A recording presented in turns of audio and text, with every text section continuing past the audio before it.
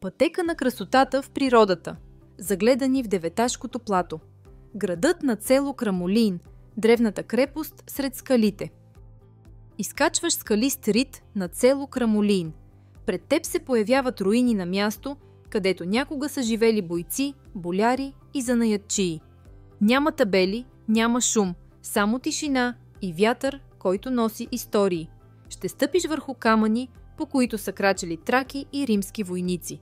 Ще видиш стени, устояли на времето, и останки от кула, от която те са наблюдавали цялата долина.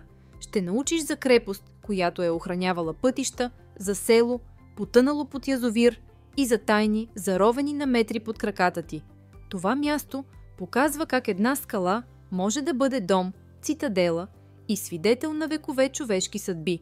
А в подножието има приятно място за пикник, навес с маси и пейки, огнище и барбекю.